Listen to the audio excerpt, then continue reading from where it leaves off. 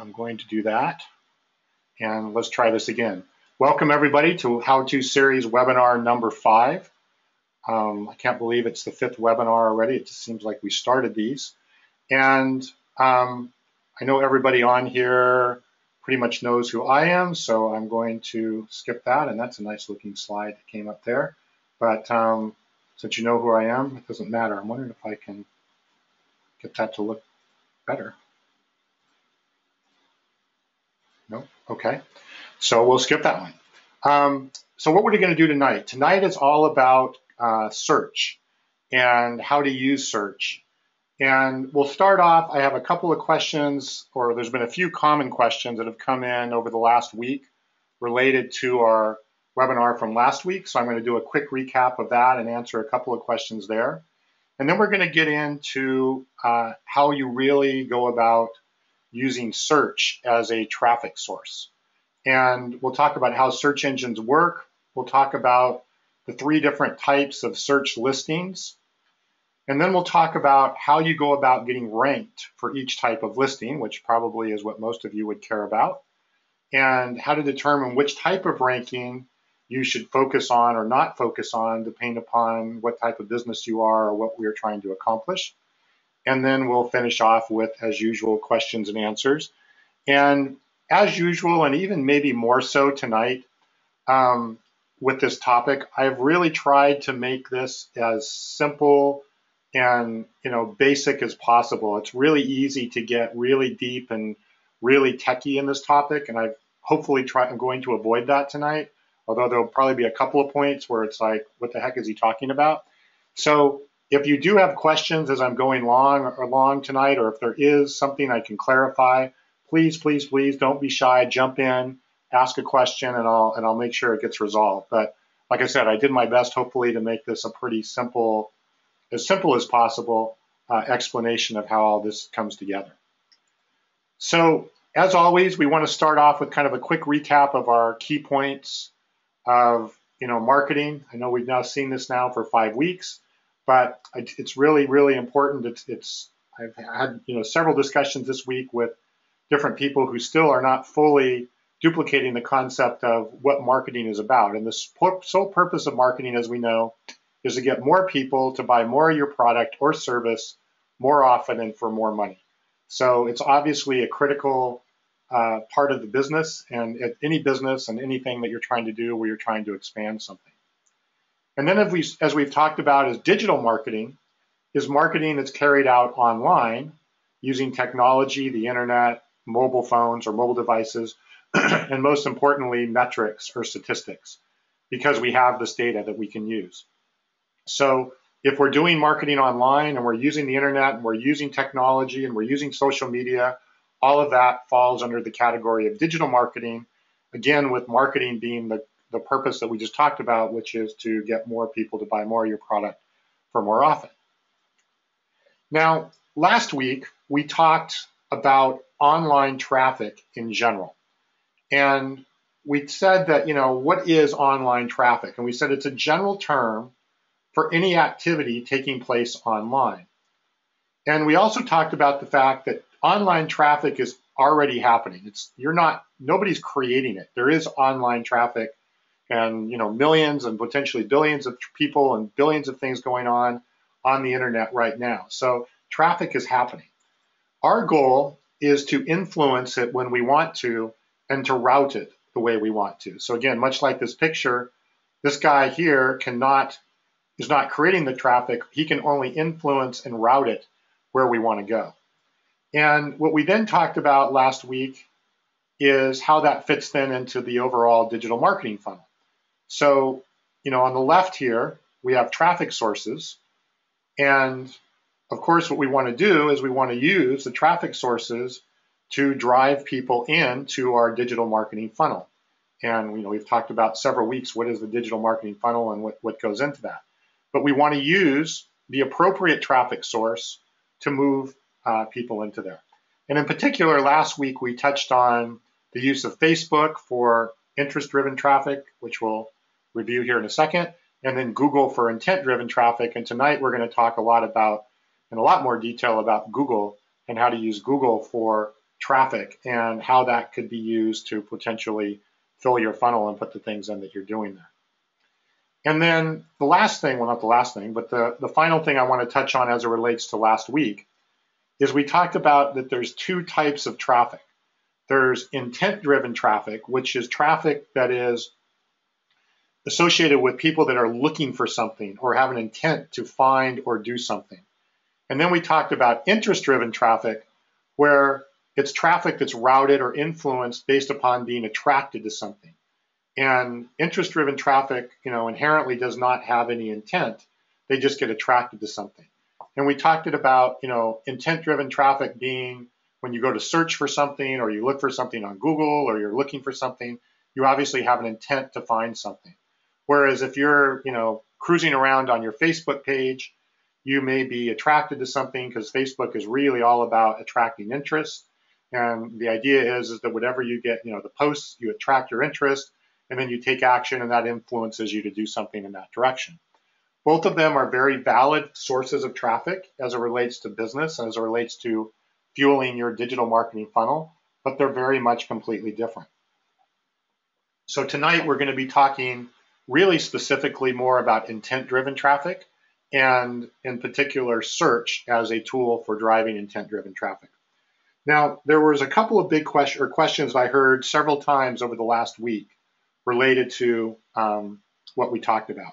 And the first question is, what if I have a product or service that could be found or that I could, use with my marketing?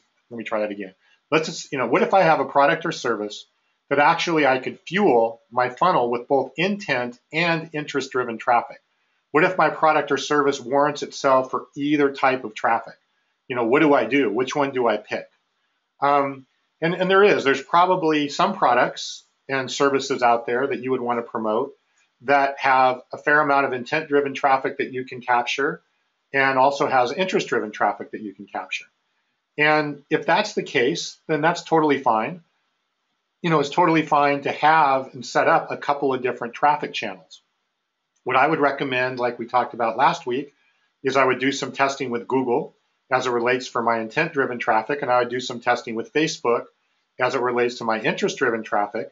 And then I'd take a look and see, well, which one is actually performing better? So am I getting more people through my, intent-driven traffic? Are they converting better? Are they sticking around longer? Look at the characteristics of how that's working from both of those types of traffic. But there's no reason not to do that.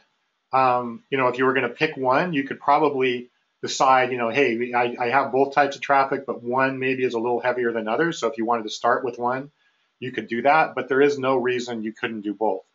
What I was trying to stress last week, which was so important, is, don't try and do everything all at once. Don't try and set up all these different traffic sources and manage all these different traffic sources all at once. Let's get, one going, two going, see the results, and then you can add over time on top of that. So no problem there as far as that.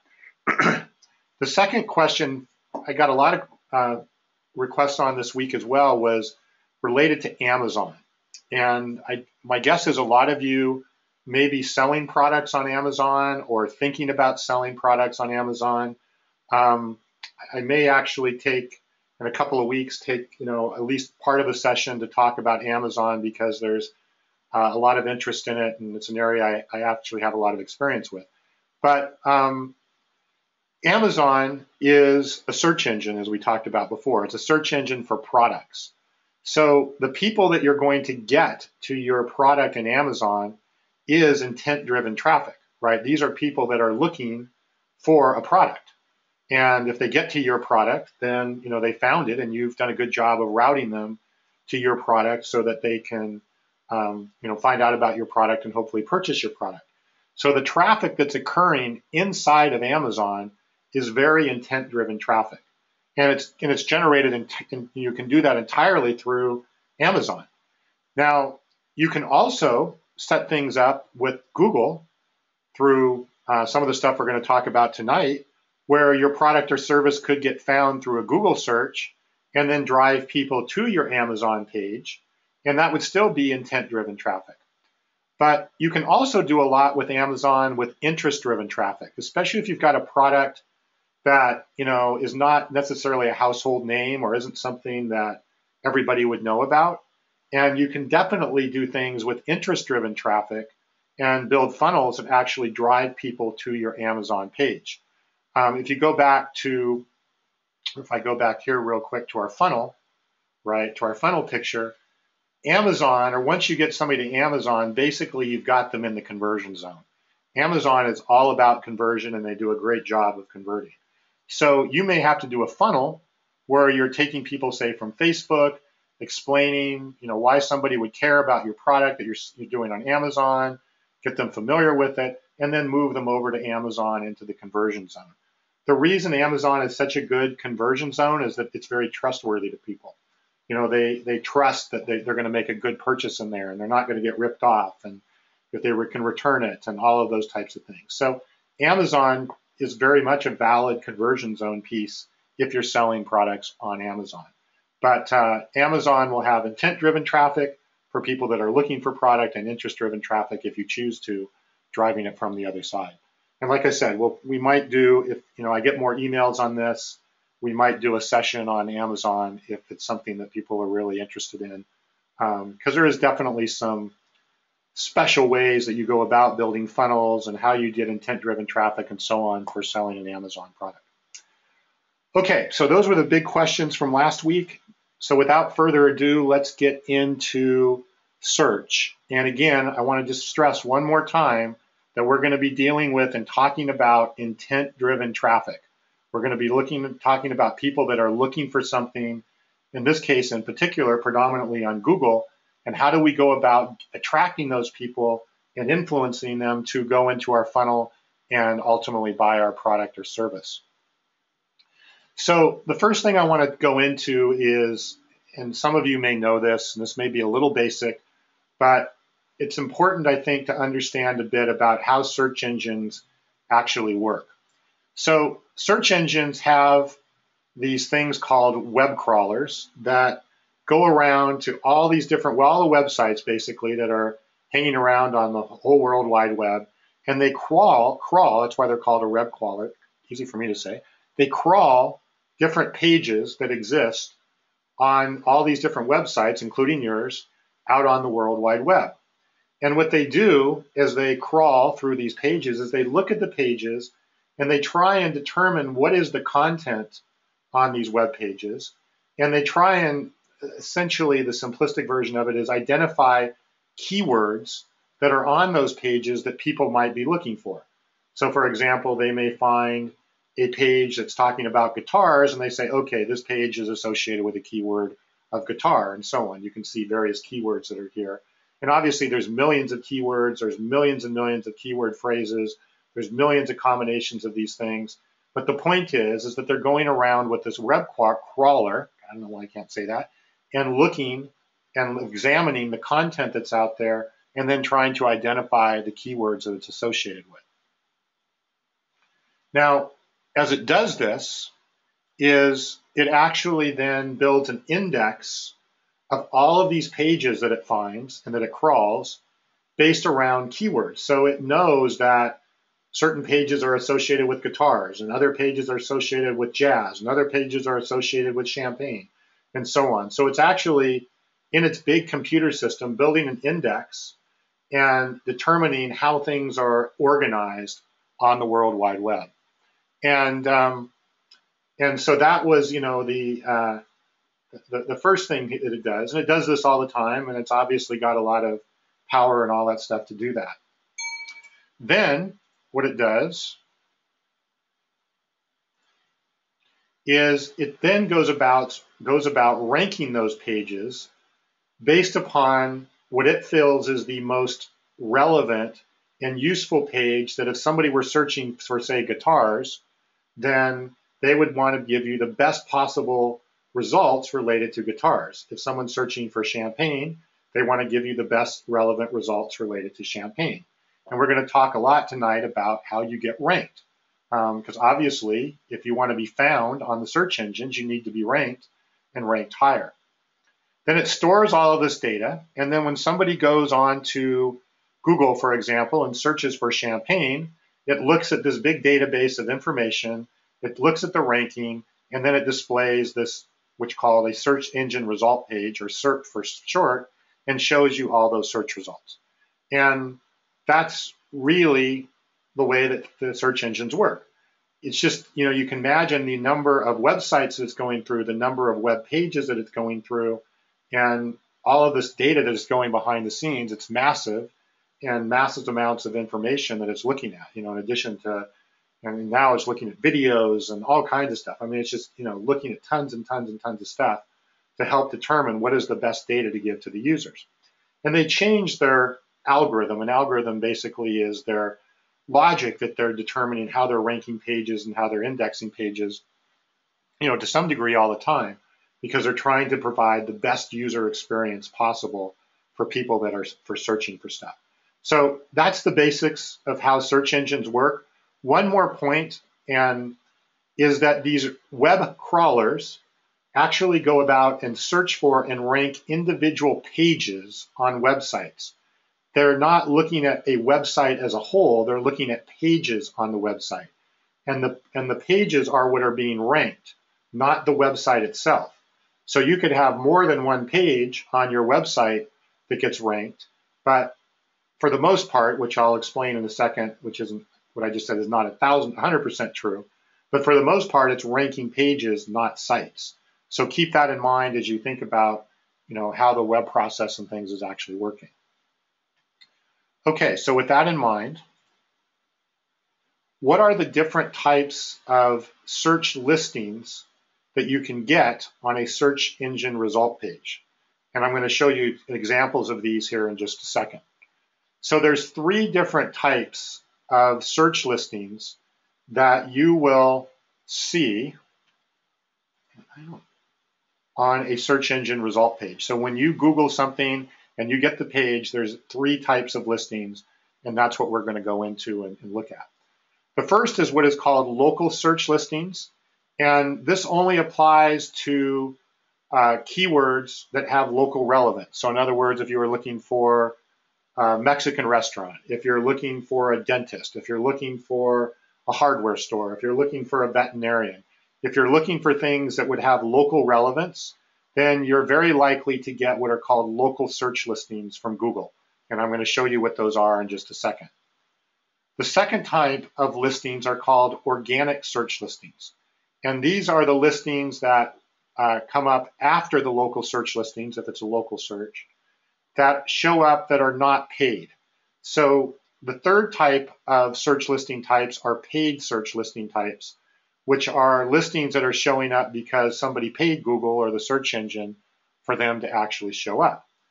And so there's 3 different categories of listings: local search, organic search, and paid search listings. So the easiest way to look at this is to look at some examples. So I'm going to jump over to my browser here. And so now I'm on a Google search engine result page. And I had put in earlier, I typed in dentist Santa Barbara. So I said, I want to find a dentist here in Santa Barbara. Well, the first thing that you see up here at the top, I'm going to have some water. Darlene had a good recommendation that I have a glass of wine. I think that's a good recommendation, because water's not doing it for me. Is to actually, at the top here, are the actual paid search listings. Also on the right-hand side here are paid search listings. So all of these are listings that are displayed related to dentists because these companies paid Google for them to show up. Now below here is what is the local listings. And you've probably seen these frequently when you have you see the map here, and then you see these local listings that are associated with addresses and locations, and you can get directions and all that kind of stuff. Up until about a month ago, Google used to show 7 of these in a given area. So if I would have, rather than 3 dentists, I would have seen 7. They just recently changed this. Now they're showing 3 instead of 7. So much fewer local listings are actually showing up here. Then underneath here are what are considered the organic listings. And these are the listings that are not paid for, but Google decided were relevant to show on the search engine result page. And you'll see here it goes down, and there's quite a few on this first page here. So these are paid listings, these are local listings, and these are organic listings.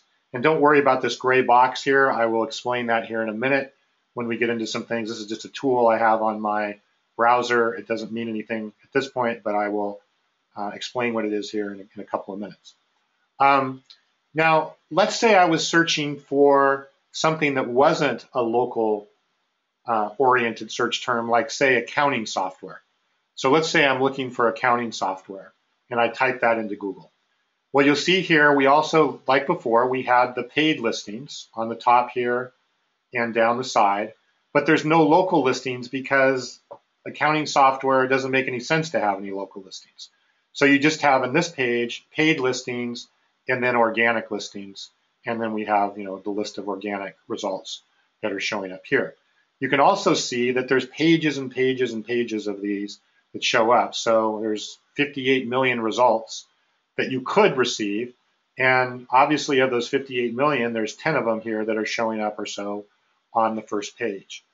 Going back to dentist, there's a little fewer, but there's 1.5 million results. So there's 1.5 million pages that Google has indexed, like we just talked about, that could have some relevancy to dentists. And obviously we're seeing the ones here that are on the first page and that are in the local search listings. So hopefully that makes sense. See if there's any questions on that. No, yes, covered that. Yeah, so those are the three different types of listings. Oh, yes, another question that's come up here is a good one. Are these local listings paid for?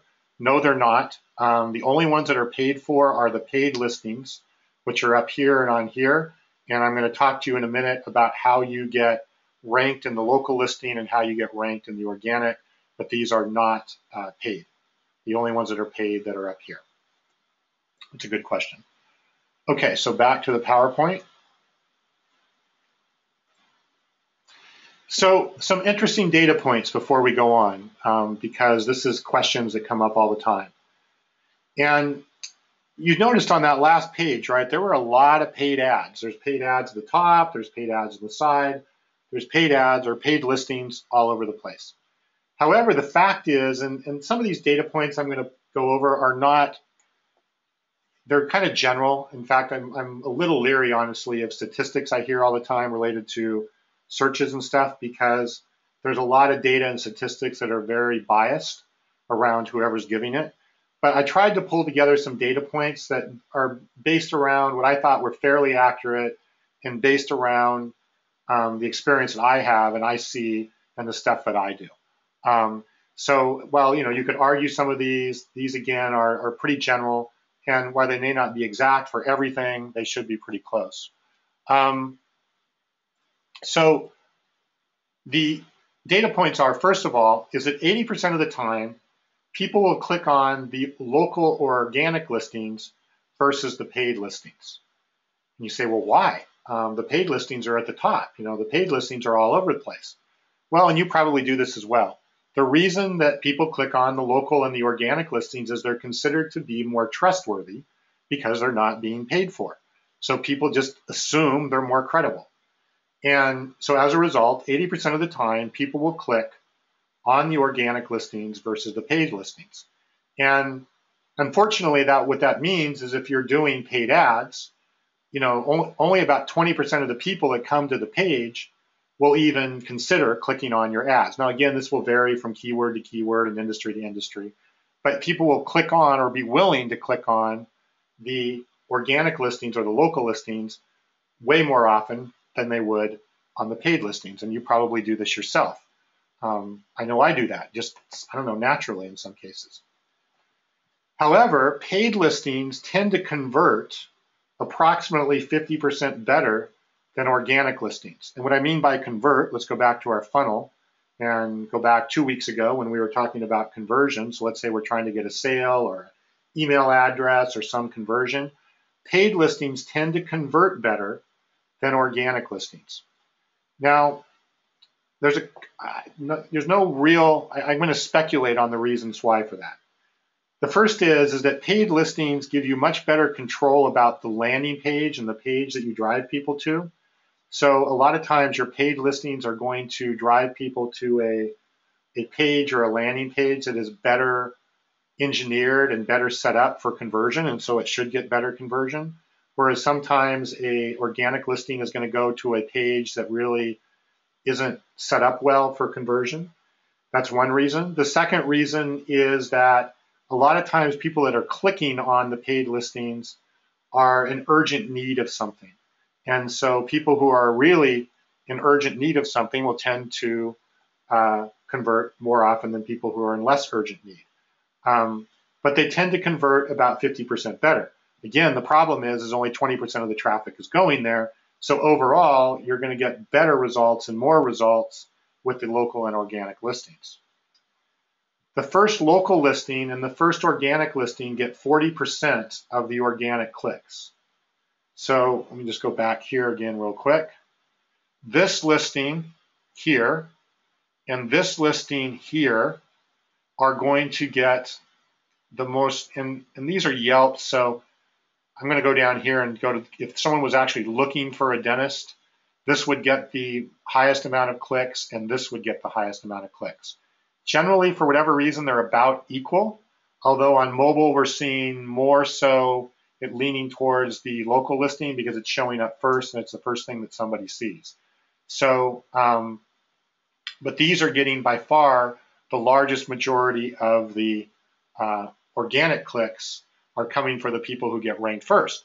So you can start to see that if you can get high rankings in organic listings, it can be quite valuable for you if you have a product or service that is is set up well for this type of intent-driven traffic.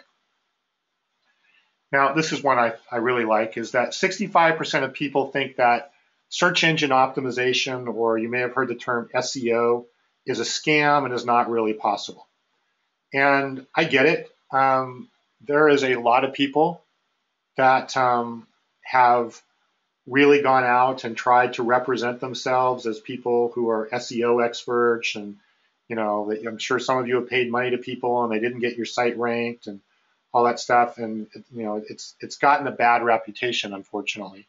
However, I can definitely assure you it's not a scam. It is possible, and I'm going to show you what really is involved in that here as we go forward. It's just unfortunately gotten a little bit of a bad reputation because there's a lot of people trying to exploit it. And last but not least is that 70%, and it's actually a bit higher on this for local searches, are done on a mobile device. So most of the searches that take place, people are going to do on their phone. And if they're on their phone, obviously their screen is smaller, they're going to see things differently. I'm going to show you some examples of what it looks like on a phone here in a few minutes. But you have to take into account that people are doing things on a mobile device, and build that into how you're going about your funnel, your pages, how they look, how they show up on mobile devices, all of those types of things, because a large amount of these searches are going on here. So these are just some interesting data points I wanted to bring up before we get into the specifics of how you get ranked. And let's see, Mary's asking, how much do the paid ads cost? I will talk about that in a few minutes. It varies. The answer is it varies all over the place depending upon what it is that you're trying to get ranked for, from a few dollars to literally $50, so or more, higher. Okay, so let's talk about how to get ranked for these different areas. So what you need to do to get ranked for local search is different than what you need to do to get ranked for organic search. And remember, our local search is those three local businesses that we saw in that box that have a little map above it. So, and these are in the order of priority. So I'm going to go through what you have to do in pretty much the order of priority to get ranked. The first thing is that you need to do a proper setup of what's called Google My Business listing. And what that is a listing that you do. And if you go to Google and Google My Business, you'll get all the data that you need about how to set up a local listing. So let me just do that real quick. I'm going to Google My Business. And this isn't the best. This isn't the best example, but this is where you do it. And see if I can get something better. It wasn't. That actually will get you started on that. I just want to get some instructions. Yeah, so let's see if this works. Yeah, so this is better. So if you go here, google.com/business, that's easy. You can get all the data about how you do it, and it basically goes through and gets you set up so that you're on Google+, you're on Google Maps, all the search, all of that kind of stuff is all done properly. So what you need to do is get your setup done on your Google My Business listing. And it's really important that everything's very accurate. So your business name, your address, if you have like a suite number, all of that needs to be really, really accurate, really, really complete, as I'm going to explain here in a minute. But that's first and foremost. If you don't have that, you actually have no chance. So that's the first thing you need to do. Then what you want to do is get lots of Google reviews. So again, going back over here, let's take a look at here. These little stars that are showing up here are in the number where it says 25, 12, and 12. These are the number of Google reviews, not Yelp reviews, not Facebook reviews, the number of Google reviews that these people have. Google puts a lot of rank, a lot of influence on reviews, Google reviews for local businesses. And you can only get reviews if you set up your Google My Business or set up your Google Plus page and set up your Google My Business listing. But then you want to start getting reviews on Google as quickly as possible. And you want to get a minimum of 6 because these stars don't even show up until you have 6. And again, this will vary from keyword to keyword. I tell people if you want to be really trying to get into this top 3, you certainly want to get above 10. If you can get to 20, all it's going to do is help you. So get your Google reviews as fast and furiously as you can. The third is being represented, and being represented is a term called having a citation in a local directory. So I'm going to go back here and I'm going to go through here. This is if you go and search for local business directories, you'll get a number of articles. I thought this was a good article. So, and this kind of gives you a list of a lot of the different local business directories that are in your area. And you may be familiar with some of these, some of them you may not. But these are all local directory sites that exist pretty much in any town.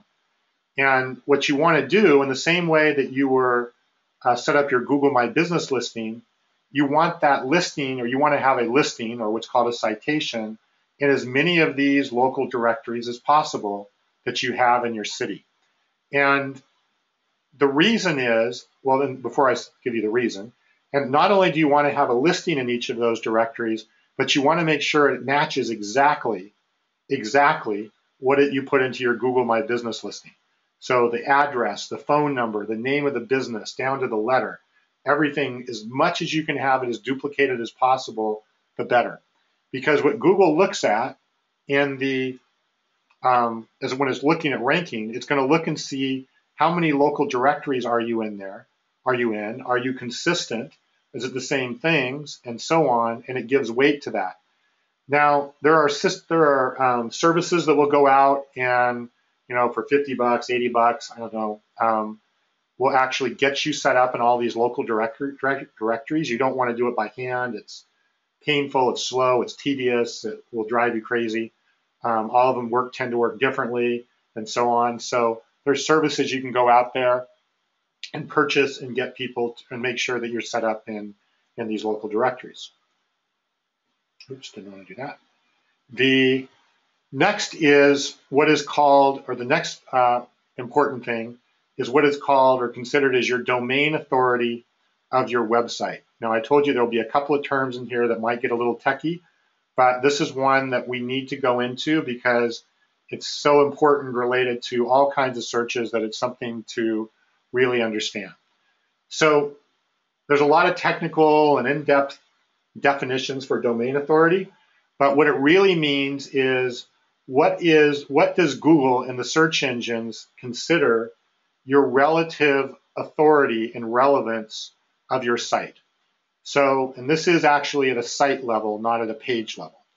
So what they do is they will go out, Google will go out, and the search engines will go out, and they'll give your site a score between 0 and 100, 100 being the highest, of what they believe is kind of the authority or the relevance of your site and how important it is. Think of it, I guess, as a way of saying measuring your relative importance.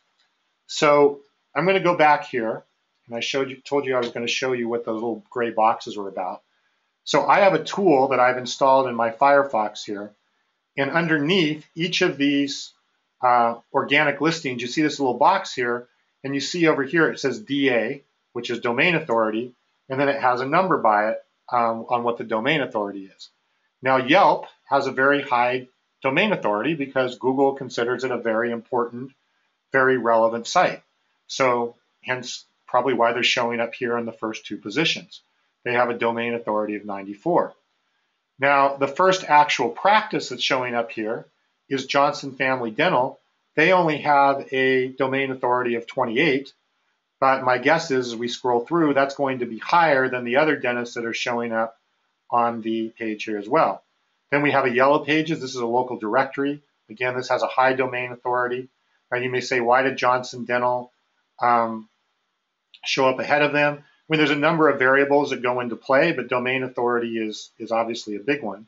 And now if I scroll down here and I look at these other dentists, here's one with 13, 20, 20. Now I'm back to a directory listing, 14, 13. So you see that these domain authorities are, quite a bit less than Johnson Family Dental, which was the first one on the list. So again, every site, every website, yours has it, every single site out there has a domain authority attached to it. And like I said, it goes from 0 to 100. Probably the average would be between 15 and 20. But if we want to get ranked, which is what we're going to talk about, we want to get that domain authority up. We want to get it up certainly higher than our competition. So if I was going to rank a dentist site in Santa Barbara, I would know here I need to get my domain authority above 28 if I'm going to have a chance to get that ranked not only in the organic listings, but here in the local listings as well. Domain authority is less important in the local listings than it is in the organic listings, as we're going to see here in a minute. So these are the things that and there's other things, and people would argue there's other things you need to do, and all right, I could agree there could be other things you could do, but if you do these things, you're going to have a really good chance of showing up in the top 3 listings for certain keywords for your local areas, for local listings. If you do this well, if you set up everything properly, get lots of reviews, work on getting your domain authority up, or at least at a decent level, you will get ranked in the top 3. It's just all there is to it. So it's actually a science. It's not an art in getting these things to occur. Now, what you do to get ranked for organic search, okay, is completely different than what you need to do to get, well, not completely, but mostly different than what you need to do to get ranked for local listings. So in organic search, the number one point is domain authority.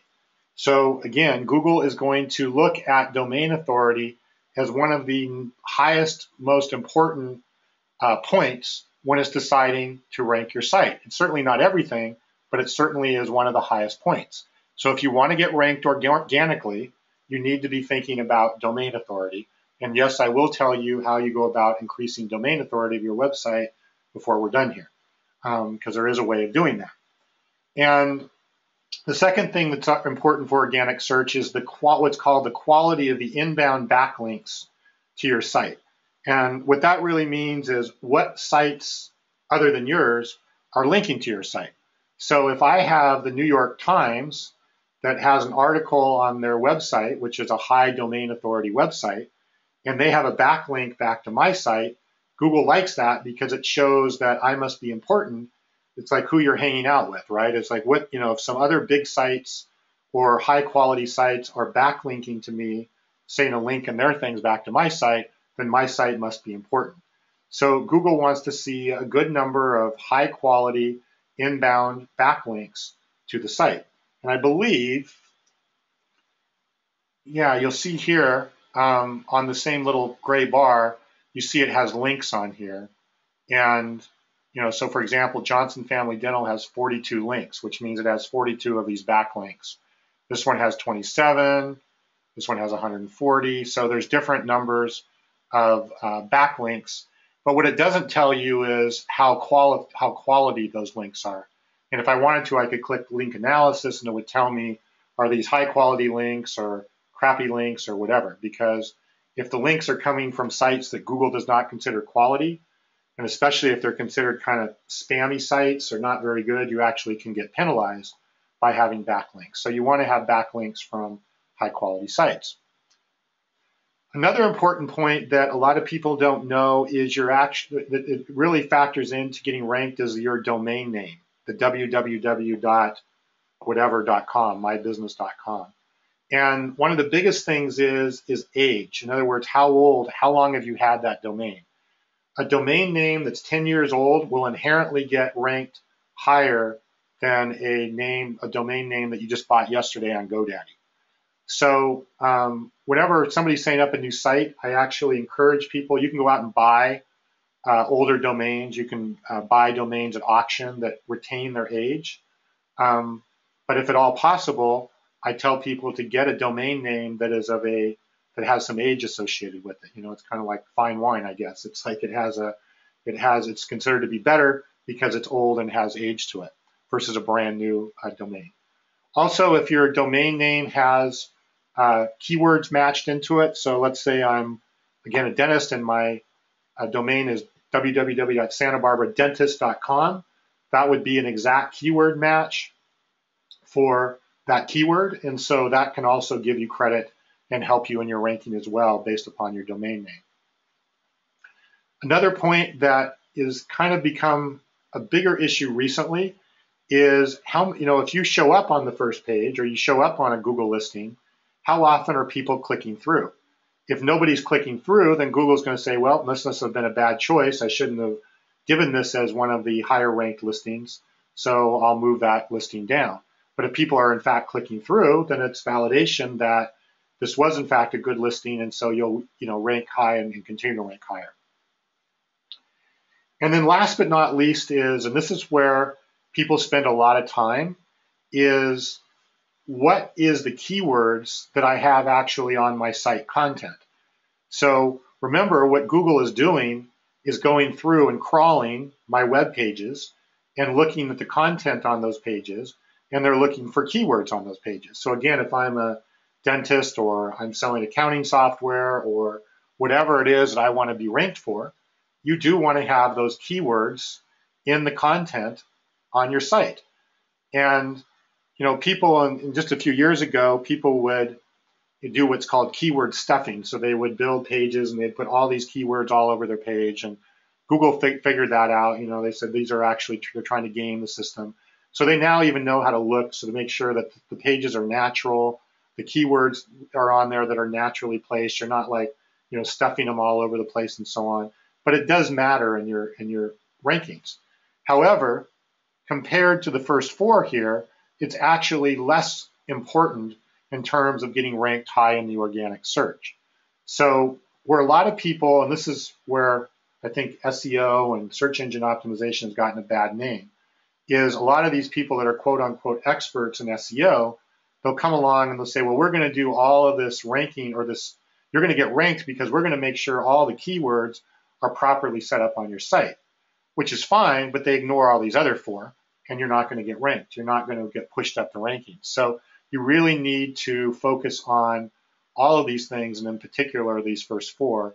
And as I said, I'm going to explain to you in a minute how you can do that to get your rankings up. Because obviously, if you can get your organics rankings up, that's pretty valuable based upon what we've seen. All right, so far so good. Let's see, do we have any questions here? I've covered that. Okay, I think we're good to go. I'm going to grab a sip of water. Okay, so that's organic. Now, how do you get ranked for paid search? Well, paid search is all about show me the money, right? So there's a few ways, though, that influence where you show up on these search rankings, right? So you see that there's 3 here at the top, and then there's ones here on the side. So how does Google decide who goes here and who goes here and in what order and what's the sequence? Well, that's all based around money. And there's a couple of things that this kind of goes back, Mary, to your question on cost, is how much does it cost to do paid search? Well, it depends. So the way Google is set up on paid search is called a bidding system. And what you do is let's say you want to be ranked for accounting software. And you would go into Google and you'd say, I want to do a paid ad for accounting software, and I will bid $5, and I will pay $5 to you if somebody clicks on my ad. So you display my ad, and if somebody clicks on it, I will pay $5. Well, the next guy could come along and say, you know what, I'll pay $6. And somebody else could come along and say, I'll pay $7.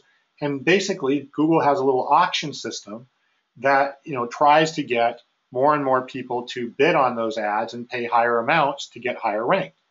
So what happens is, and this can vary, is based upon the competitiveness of the keywords. In other words, how many people want to be shown for those ads, you're likely going to pay more, right? If you've got a keyword that's not very competitive, then you're likely going to pay less.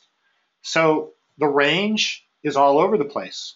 You can pay, in some cases, let's say $1 probably for a click for some low competition keywords.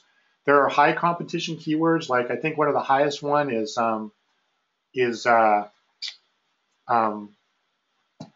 like what is the attorneys that do the personal injury attorneys.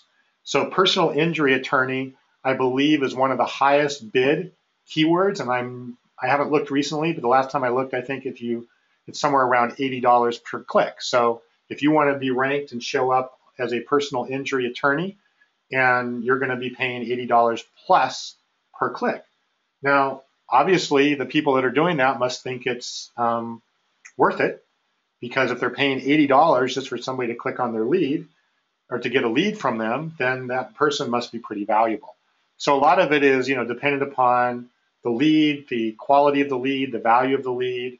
It's really all over the place. But if you go in that Google Keyword Planner that I was showing you last week, and you can go and look at the replay if you don't remember it, it will show you the cost of keywords as part of when you do your looking at things. So it'll tell you roughly how much a keyword is going to cost to get ranked for.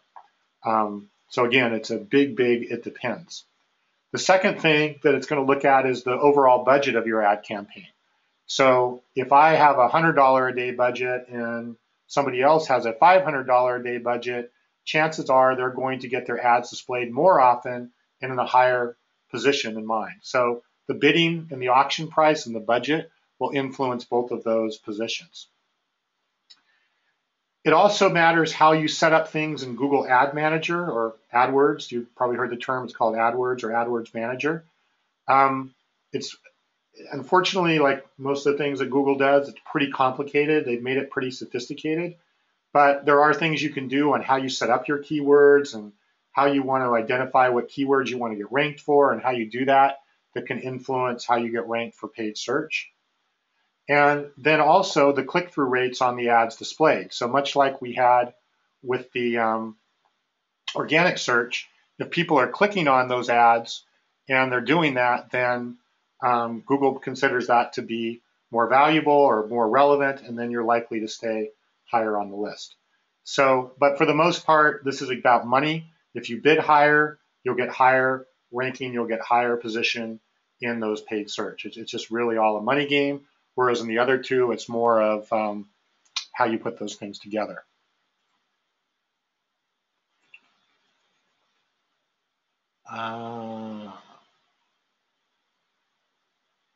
Colleen's asking, how do you find quality paid service for local directory? where to find service for Yelp being indexed. I think what you're asking is how you get the local directory listings, or who would set that up. There's a couple of companies that I've used. One is called Moz Local, Mozlocal. I think they're like $80 and they'll set things up for you. There's one that's more sophisticated called Yext, Y-E-X-T. You can check them out. They're more expensive. I think they charge $500 possibly, but they tend to do a more complete and thorough job on doing those. But those are a couple of services that will do all of those, and they do everything. They'll set up Yelp, Yellow Pages, Bing. They do them all, and they make sure they're all consistent and all of that stuff. So there's services that do that, and you can Google that and find other services that do that as well. And well, we'll talk about how to use those or why you would need those in a minute from there on. So hopefully now you're seeing how to get ranked for these different types of listing, whether it's local, paid, or organic. Now, how do you create domain authority, right? This is a question that comes up all the time. And so let me try and explain the best way to do it and how this is actually done.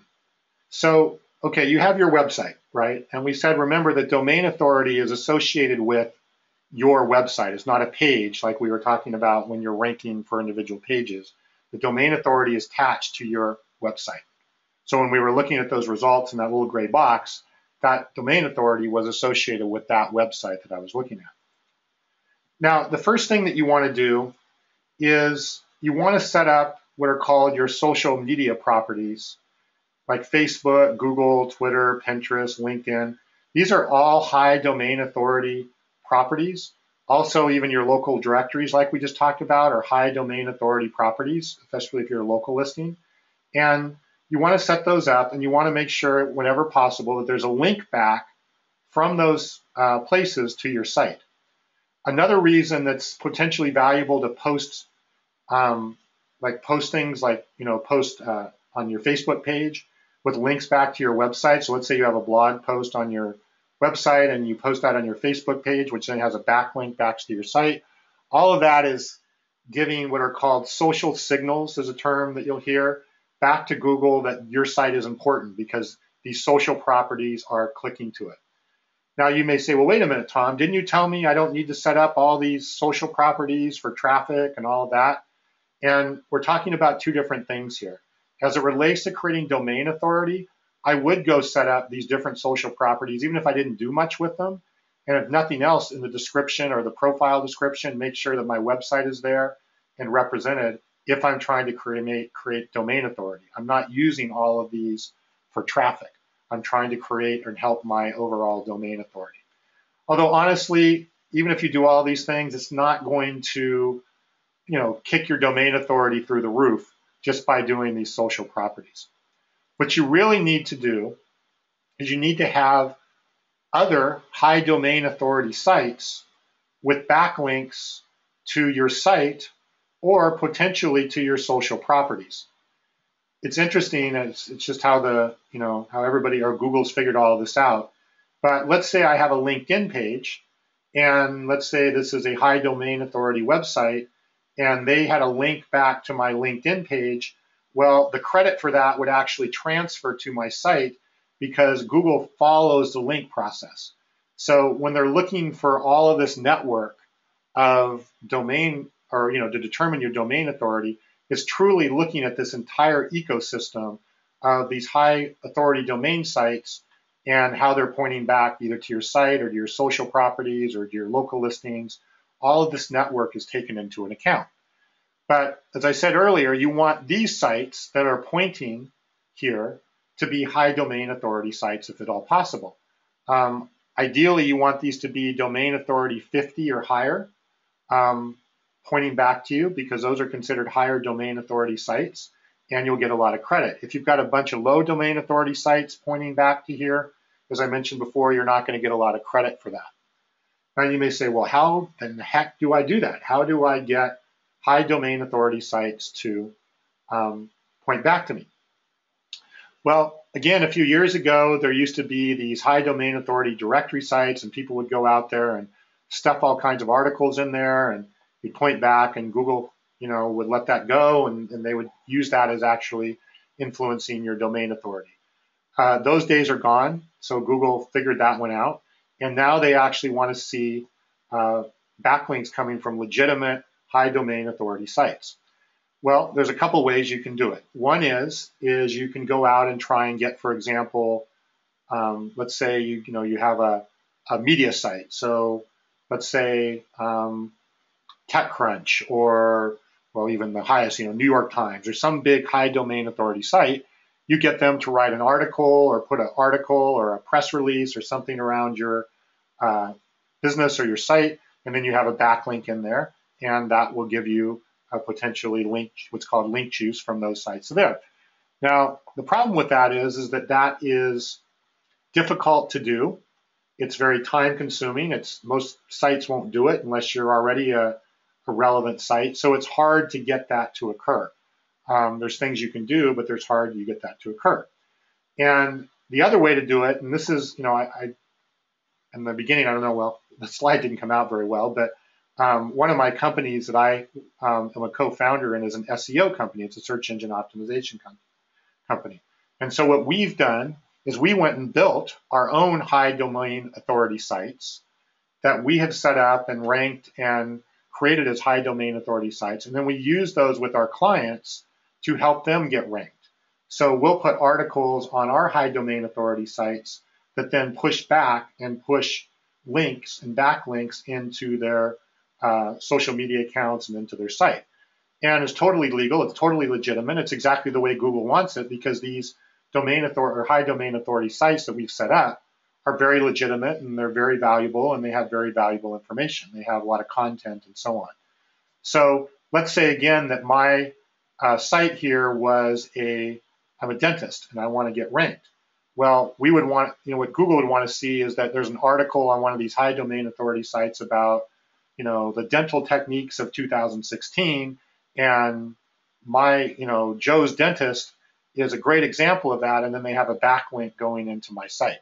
That's what Google wants to see. So if any of you are looking to really increase domain authority, be sure to either, let's discuss that on your coaching call. Or drop me an email, and I'll go through and kind of tell you some of the options for doing this, because there are definitely ways of doing this without running around and asking, other sites to do it, because it's not going to work, and how to do this pretty quickly. This can be done. This isn't going to happen overnight. This isn't something that you get your domain authority ranked in 15 minutes, but over a course of 2, 3, 4 months, you'll start to really see your domain authority rise, and with that, your organic listings are going to rise. So, but this is how it's done in a very simplistic manner. Okay, so what rankings do I focus on when? In other words, when should I care about local rankings? When should I care about organic? When should I care about paid rankings? Well, local rankings, obviously you care if you have a local business with local customers, right? And you want to be represented locally. However, if you're a non-local business, the local rankings can actually help you with your online reputation. And what I mean by that is let's say I'm a national business, but when people Google me, like Google the name of my business, so let's say I'm Acme accounting software, and they Google the name of my business, if I've set up properly with a Google My Business page and reviews and so on, that'll all show up when people Google my name. So it helps me look better, even though I'm not a local business. So I recommend, if you have a location, or even if you don't have a location, you have a PO box, well, not a PO box, but like a UPS box or an office suite or whatever, go ahead and get yourself set up with the local business and get it set up with your address and all that stuff, because it will help you when people are looking for your name, and it will help your online reputation. But certainly if you're a local business with local customers, you would want to get ranked in the local listings. Organic listings is if you have higher volume keywords that you want to rank for. So I get people all the time that say, I really want to get, on the first page of Google. But then when we search for the keywords that they want to be ranking for, there's really no traffic. There's very, very few people searching for them. And so you could get ranked on the first page, but no one's going to ever see it because there's so low volume. So we talked about this last week. You want to be, spending your dollars and your beans and your effort ranking for higher volume keywords, not for something that nobody is searching for. And then, of course, you want to attract intent-driven traffic. So you have a product or service that inherently attracts intent-driven traffic. Then that's what you want to care about.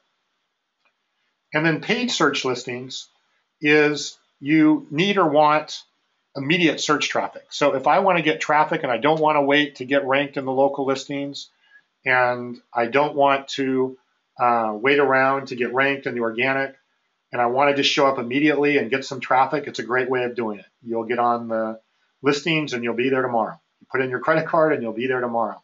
So it's very valid for that. It's also, I think, very useful for what I call 911 type businesses. And a 911 type business is a business where it's like where somebody needs your product or service in an emergency, like a plumber, for example, or things along those lines, where somebody will just quickly, I need to find something quickly. People don't discriminate at that point. They just click on the very first thing that shows up, which will be the ad. And if you're a 911 type of business, or you got a really, intent-driven crowd, those can work quite well as well. And then the third one you see here is you have a local business, and you're going, why in the heck would I want to do that as a local business? Well, I'm going to try something here. I'm going to try and get my phone to display, and I'm going to show you why this might be useful. Hey, it worked.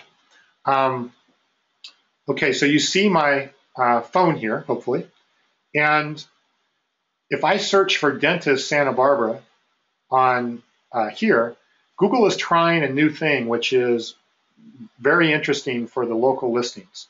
You see here that underneath here it says ads and it says nearby businesses, but these two things right here are actually paid ads. Now they don't look like the normal paid ads that we were looking at before.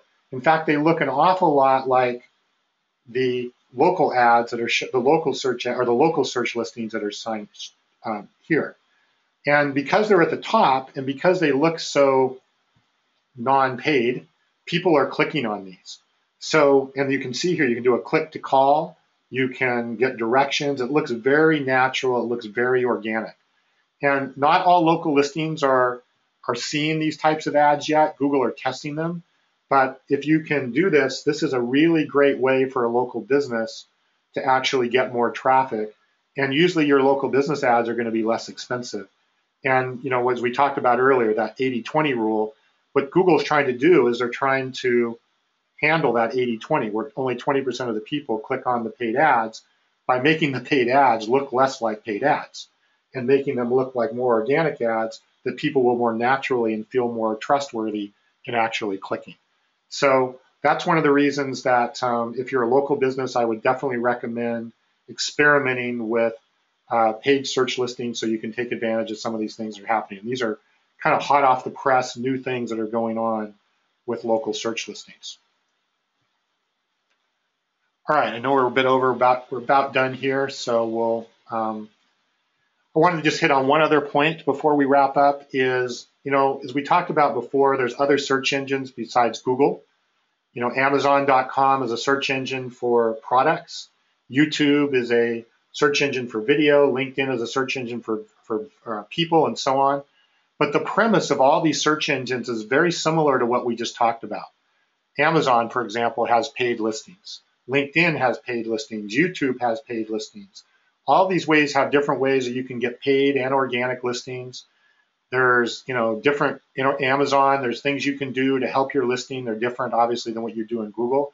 But the premise, or the basic premise, is the same. So when you think about search engines and you think about intent-driven traffic, the things that we covered today, at least at a conceptual level, apply to all of these. So you can start thinking about any of those things that are there. Okay, any questions here we haven't hit on? Trying to get these as we go along. Good, so I'm hoping that this kind of was a simple explanation of search engines and how they work. It is It can be really, really valuable if you set it up right, but if you don't set it up right, you're going to be frustrated. You're going to be one of those people that says search engine optimization doesn't work. And like I said, take advantage in our coaching calls, or like I said, drop me an email, and I'm happy to work with you more on this. And like I said, this is something I do, and I do a lot of, and it's can be quite valuable. All right, so with that in mind, what's next week? We're going to switch gears a bit and talk about email and email marketing. A lot of people, I get a lot of questions about email and when to use email and when not to use email and what are the rules of email and can I buy email lists and all those types of things. We're going to talk about that next week. We're going to talk about broadcast sort of blast type emails versus follow-up emails. If you remember the follow-up zone, what the difference is between those. And then we'll get into some of the tools that are available for email marketing. Some of them are free, some of them are not. So we'll get into that as well. And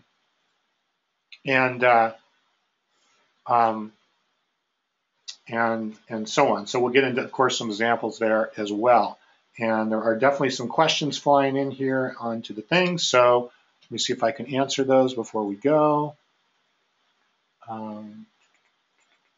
Let's see, on paid ads on Google.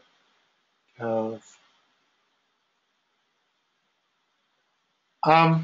think the question here is that when you're setting up your keywords in Google paid ads, should you put in only high volume keywords or should you put in low and high volume keywords? In the beginning, I'll test different lower volume keywords, because I can put in lower volume keywords at a lower price. And if I'm getting good conversion, so my ROI is good, I'll put them in.